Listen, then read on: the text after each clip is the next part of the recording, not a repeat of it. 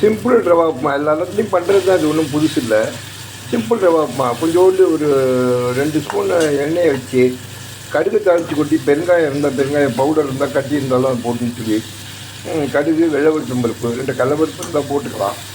நான் என்ன பண்ணேன், ஒரு சின்ன வெங்காயம் ஒரு 4 வெங்காயமும், ஒரு தக்காளி சின்ன தக்காளியை நறுக்கி வச்சுருந்தேன். ஒரு கலர்ஃபுல்லாகவும் இருக்கும், இந்த புளிப்பும் தேவைப்படும்.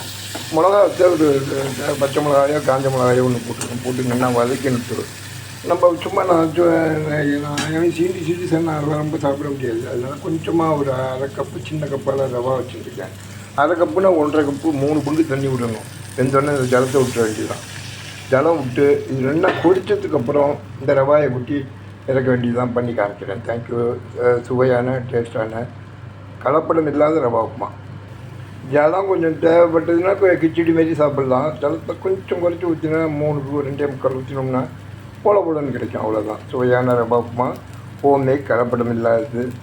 ஏதோ கொஞ்சம் நான் சீனியர் சிட்டிசன் கொஞ்சம் சாப்பிட்றது துடி காமிக்கிறேன். அவ்வளோதான். நீங்கள் நல்லா பட்ஜெட் தட்டுக்கிற பொருள்னா நல்லா வெஜிடபிள்ஸ் எல்லாம் காய்கறி கறிக்கு எல்லாமே கலந்துக்கலாம்.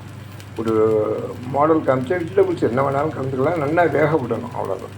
தேங்க்யூ. ராமசாமி ஃப்ரம் கும்பகோணம். குறை நிறைய இருந்தால் சொல்லுங்க, உங்களோட சஜஷனை சொல்லுங்க. சப்ஸ்கிரைப் பண்ணாதவங்க சப்ஸ்கிரைப் பண்ணுங்க. நேம ராமசாமி திருவாரூர்னு இந்த நம்பரை சேவ் பண்ணிக்கணும். தேங்க்யூ. உங்களோட ஆதரவுக்கு அன்புக்கு மிக்க மகிழ்ச்சி. நன்றி. ராமசாமி ஃப்ரம் கும்பகோணம்.